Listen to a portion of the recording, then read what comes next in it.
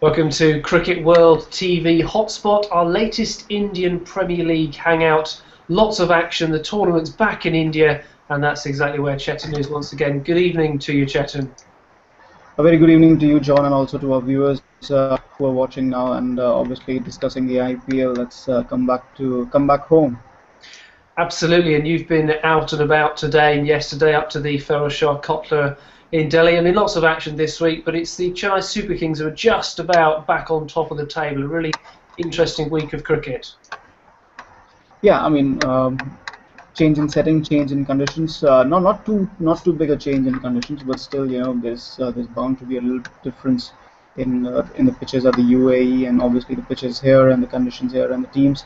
I mean, the teams were all playing at the same three grounds over there in the UAE, and here in India they're playing at different grounds, each with its own different strengths for everybody. I mean, look at Mumbai Indians; they couldn't get a victory, and they couldn't get a victory in 5 games, and suddenly they come back and play at the Wankhede where they haven't lost in the last 8 games, and now they made it 9 games in a row. So 9 wins in a row, and that win also came against Kings 11 Punjab, which has been the form team, the best team in the tournament so far. So like I said, change in scenario, change in conditions, and sometimes luck changes just like that. Okay, so let's just start our sort of review of the week's action with the first game of the week. Kings 11 Punjab beating the Royal Challengers Bangalore by 5 wickets. This has set another record. They've been the first team to win 5 games in a row from the very start of the season. And Rishi Dhawan and George Bailey just sort of guiding them home against a Bangalore side at that time that was misfiring a little. Yeah, I thought the last couple of matches that Bangalore played in the UAE, they really went off the boil there.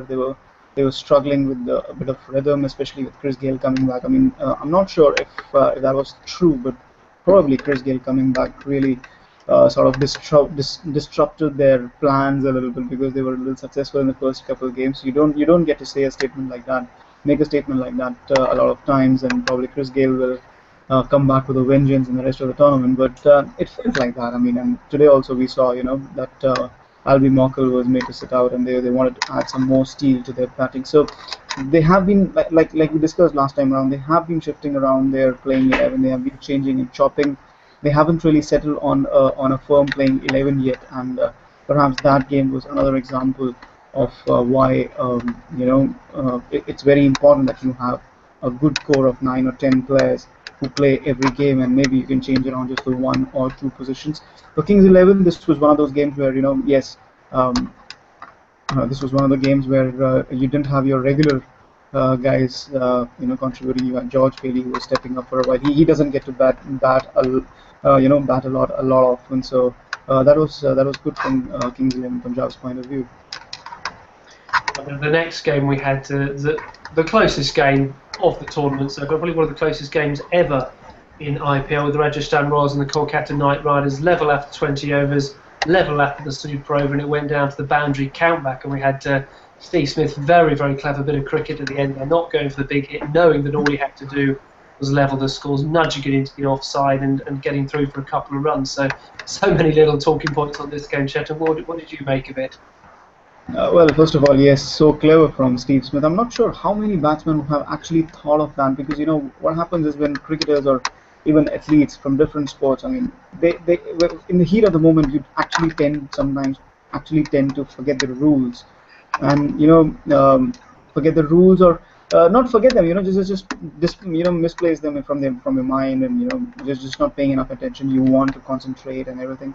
So it was just wonderful to watch in more ways than one, especially from the fact that Steve Smith actually knew that they don't really need to score a big shot, just those 2 runs, and the boundary countback will win the game for them. So that was some really, really smart cricket, and I really don't know how many batsmen would have done something like that, or how many batsmen in his position would have actually been aware, that we don't really need to hit a big shot. Like I said, in heated moments you tend to forget the simple things, not the rules. Don't tend to forget the simple. Don't tend to forget the rules, but tend to forget the simple things. So that was one thing from Steve Smith. But talking about the match, I think it's a bit irrelevant, the Super Over in the league stage, because it's just the league stage. There's nothing to, I mean, to separate the sides, because if you look at it now, look at the points table now. There are three teams on 4 points, and it's always, unless the matches get rained out or something, you always tend to finish on even points. So probably sharing points when it's a tie in the league stage makes a little more sense, and it makes the points table a little more interesting as well. So a very interesting game. Kolkata Knight Riders, I thought, uh, were were were, uh, were outplayed by Rajasthan Royals, and not just because of the cleverness in the super over, but just really outplayed. They too, again, like Royal Challengers Bangalore, are a team that need to really fix their 11. Manvinder Krishna played the one game in UAE, and he comes back to India and he's not playing all of a sudden. So that was a bit surprising, because I thought that particular ploy would have worked for them if they had persisted with it for a longer time. Rajasthan Royals, on the other hand, I think that they're really building a good squad with youngsters, thrusting responsibility onto them, and look at what's that responsibility doing to the youngsters. Somebody like a Karan Nair or a Sanju Samson, it's really doing wonders for them. So even in the match against Delhi Daredevils, they just really stepped it up. So it was there for all to see. But having said that, on that particular game, I thought the super over was a bit unnecessary. Yeah, I tend to agree with you, Chet. In the league stage, shake hands, tied game, well played, off we go, and it ended up being a very, very long old day at the office for those of us covering that one. The final game then in the UAE saw the Sunrisers Hyderabad beat Mumbai Indians by 15 runs, and this was an example of where the batting finally really clicked for Sunrisers, and I think they were quite clever here with the way they just shuffled things about a bit, dropped Warner down the order, so there wasn't so much pressure maybe on the very top of the order, and on this occasion it came off despite Kiran Pollard blasting 78 odd at the end.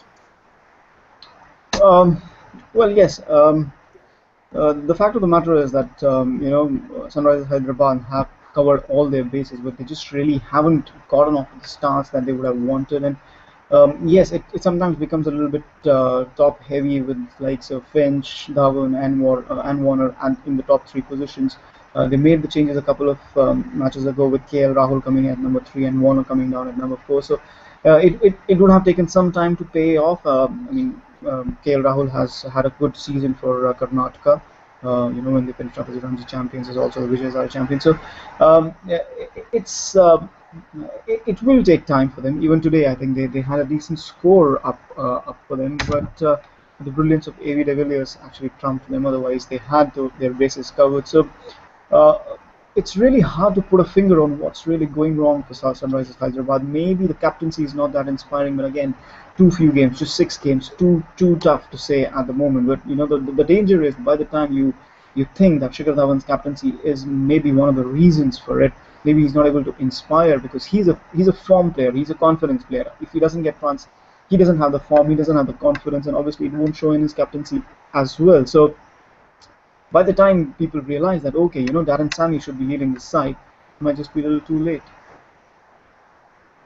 Yeah, sort of a watch and wait on that one. So then obviously we moved to India. First game in India, Chennai Super Kings beating the Kolkata Knight Riders by 34 runs. And in 2020 cricket, that is a huge margin. I think this was one where I was doing the match report, and I knew that there was going to be no chance of me having to do a rewrite after I think they dropped sort of 89 for 5, Kolkata. They were just never really in it after an early stage in their run chase, which is very disappointing for them.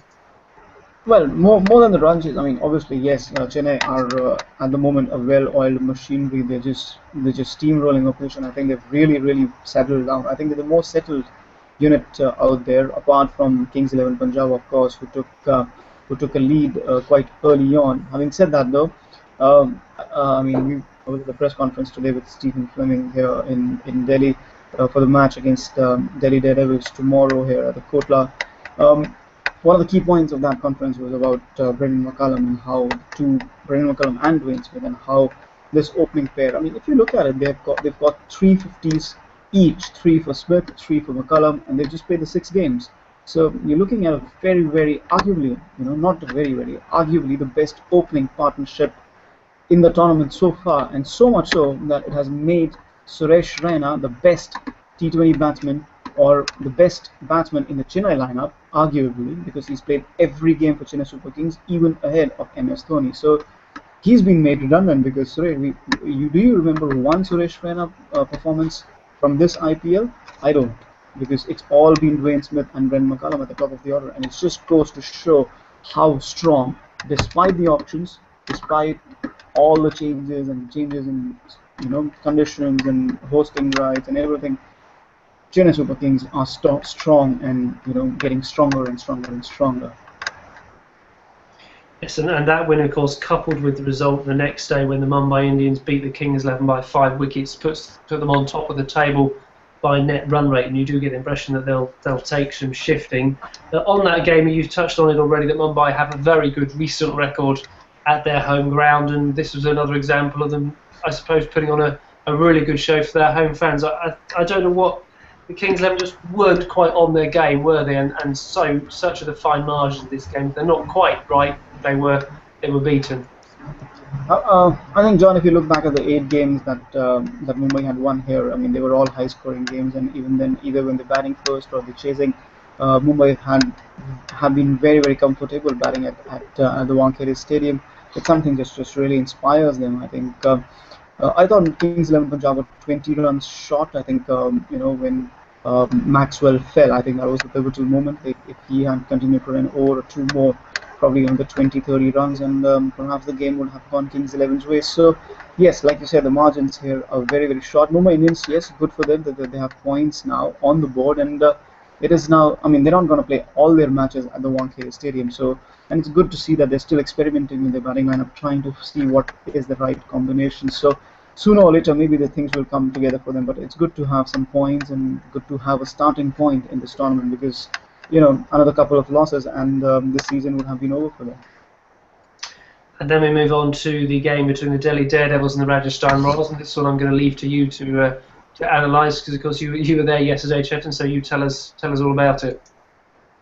Well, I thought Rajasthan Royals, like I mentioned earlier, I mean, they're really gathering steam, and one of the things about them is that they are very, very comfortable with giving responsibility to youngsters, and it really shows, because you have and let's not just say youngsters, because you also have somebody like a Praveen Tambe who's played so much cricket, and and he's, I mean, 40 years old, and he still has the responsibility to just come in and perform on a stage like this. So it's about giving responsibility to players who are not in the limelight often. It's about giving responsibility to players who are fringe players essentially, and if ever there's an experiment in cricket, or if there's a case study in cricket, how to increase the confidence of such young players or fringe players, I think Rajasthan Royals is the best case study, and it just really it bodes well with the mentality that Rahul Dravid has as a mentor there, or as a captain there previously, or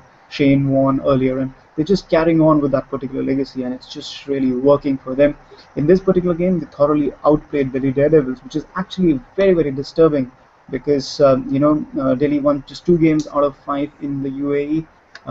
They were hoping that they'll come back to Delhi and maybe use the slow and low pitch and get going and get the challenge forward, but it didn't really happen for them, and it has to be worrying, because their next couple of matches, Chennai Super Kings, Kolkata Knight Riders, they're playing 3 or 4 games at home. And if they don't, make that count, they will be out of the reckoning of this tournament very, very quickly, just like that, because there's just no gap. They play Chennai Super Kings tomorrow. 2 days later, they play Kolkata Knight Riders. Then again, 2 days later, they have another game. So it will all go away very, very quickly if they are not very, very careful. And it's not going to get easier. Chennai Super Kings and KKR, either of them are by no means easy opponents. There are no easy opponents in the IPL. So Delhi Daredevils have to be very, very careful and have to be on their money with their selection, with their batting, with the bowling, with their fielding. So that's about it for Delhi. I mean, must-win situation for them, if I can say so. Yeah, and the game that, yes, you mentioned the 2 they've got coming up in the next 3 days. The game they've got on next Saturday is against the Sunrisers, who beat them, of course, in the United Arab Emirates. So plenty to play for there. And today, we've seen the Royal Challengers Bangalore beat the Sunrisers Hyderabad, and largely down to another innings of brilliance from Abid. He was 89 not out in 41 balls. He seems to like batting against his compatriot Dale Steyn, doesn't he? Oh, absolutely. I don't think there's any other batsman in the world apart from A.B. de Villiers who can hit Dale Steyn, and South Africa will be very thankful that they are both on the same team.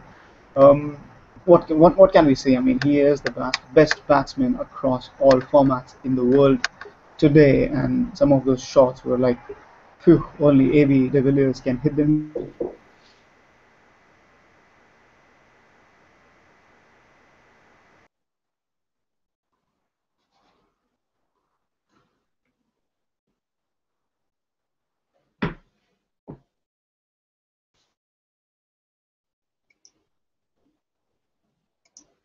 And I think we might have lost Chetan for a moment there.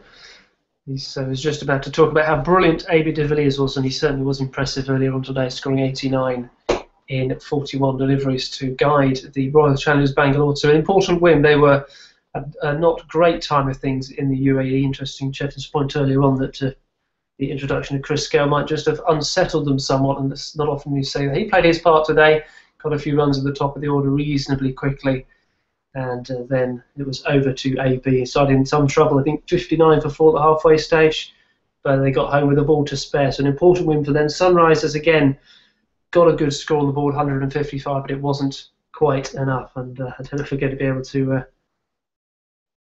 get Chetan back with us. Looks like he might be hopefully able to rejoin. It'd be good just to get his thoughts on overall maybe what he's seen this week, and then we're going to have a little look ahead to what is coming up. Rajasthan Royals taking on the Kolkata Knight Riders tomorrow, and Delhi Daredevils against Chennai Super Kings, and that's another game that Chetan's going to be attending for us.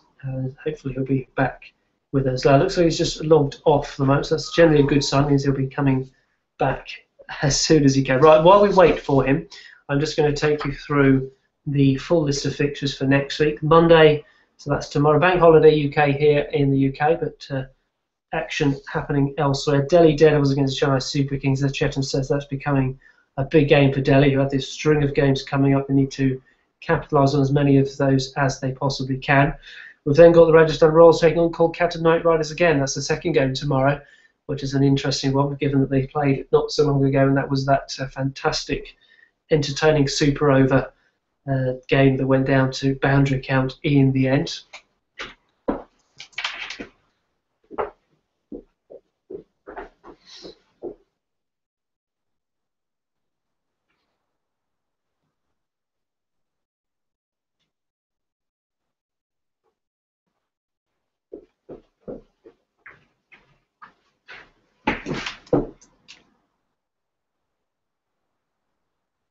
And Tuesday then we've got the Mumbai Indians taking on the Royal Challengers Bangalore. Delhi are getting action on Wednesday they take on Kolkata Knight Riders. Kings of Punjab playing Chennai Super Kings. Will we see another high-scoring thriller as we did in one of the early games of the tournament there? We'll wait and see on that one. And then we've got Rajasthan Royals taking on the Sunrisers Hyderabad on Thursday. So lots of action this week. A few more double headers to look forward to as the tournament sort of crammed in, if you like, to a slightly different time scale, with it starting off in the United Arab Emirates and everything being scheduled around the Indian general elections taking place. So we had a rest day on the first, and I think we've got another one week after next as well. So I don't know if we're going to be able to get Chetan back. I'll give him a moment. If not, then I will say goodbye.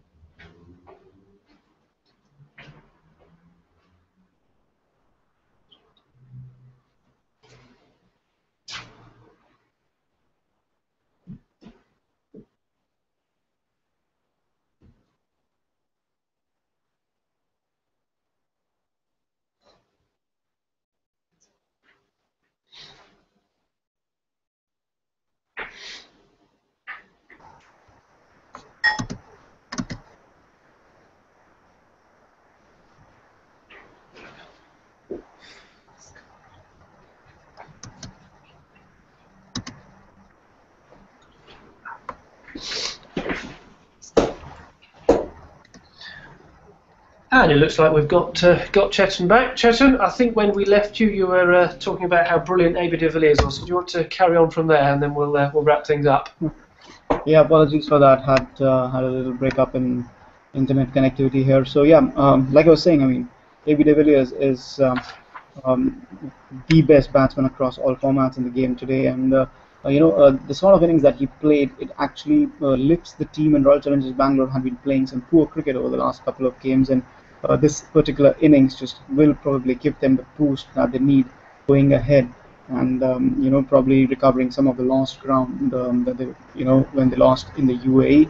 For Sunrisers Hyderabad, it was a little tough luck because, like I said, they're getting KL Rahul at number 3 and David Warner at number 4, and it's working a little bit for them because uh, started working today. I mean, not a little bit, but started working for them today. 158 Chinnaswamy Stadium, a pass score, if you can say so, and they were in a winning position until AB de Villiers played that magnificent innings. So. Yeah, tough luck for Sunrisers Hyderabad when you go down to an innings like that. But they are showing some fighting spirit. Like I said, maybe they need to realize what's going on for them because it's very very tough to put a finger on what's going wrong on the field for them at the moment. Okay, so that just about nicely rounds up the action this week. It's been an interesting week, and we've got plenty more games to come up in the week to come as well. More double headers as well. Jen, just want to finish by getting our sort of predictions for the double header tomorrow. First of all, Rajasthan Royals against the Kolkata Knight Riders. They meet again very soon after the sort of super over affair we saw earlier in the week. Which team do you think will prevail this time around? It's being played in Ahmedabad, if I'm correct there. So it's a home game, not a home game, if you like, for Rajasthan. Well, you would think that Kolkata Knight Riders would be up for this game, and because they felt really hard done by, because if I remember clearly there was this one wide delivery that Gautam Gambhir was complaining about, that didn't in the last over, that didn't go in their favor. So but let's be honest, Kolkata Knight Riders need to make some changes. I thought Marvinder Bisla was an inspired change for them in the UAE. It didn't really work at that moment, but I think if they had given it a longer run, probably would have worked for them. So maybe they'll look to make a couple of changes and go ahead with it. But at the moment, Rajasthan Royals are looking very very strong indeed, and they have some momentum, having won that super over, and of course that comfortable win against Delhi. So. New ground for them, new home ground. They'll look to make this a good turf for them as well, because Jaipur, they've been near unbeatable in Jaipur. So going in for Rajasthan Royals at the moment. Yes, it's difficult for me as well to see anything other than a Rajasthan win there as well. And then the game that you're going to be off to tomorrow as well, the Delhi Daredevils against the Chennai Super Kings. We've already sort of come to the conclusion this is almost a must-win, or certainly this week is a must-win week for the Delhi Daredevils. Can they start it off with a win against well, I certainly make Chennai Super Kings favourites at this stage for the tournament, but certainly the tournament leaders, Chennai. Well, I highly doubt that, because Delhi have looked rusty in both the UAE and now here when they're starting off again. They have the bits and pieces together, but things just not really looking to come together for them, and they need a performance that really lifts them up, something like what AB de Villiers did today. So they need something like that, and unless that happens, Chennai Super Kings are just too well-oiled a machinery at the moment to lose to Delhi, who are looking very very edgy and rusty. So I'm going for Chennai Super Kings in here as well, unless, like I said, Delhi Daredevils have a performance like the one AB de Villiers put in today. Yeah, maybe they need our man Kevin Peterson to turn up and score 100 again. Well, yeah, I wouldn't mind that. I mean, it's been quite some time that I've seen something like that from KP and even the rest of the world. So yeah, wouldn't mind that. And Kotla is one of his favourite hunting grounds. So fingers crossed for that one. Great stuff. Well, Chetan, thank you very much for your time. As ever, it's been a pleasure catching up with the latest IPL action with you. And as I say, thank you very much. Thanks, John. And thank you for watching us here on Cricket World TV, our latest hotspot.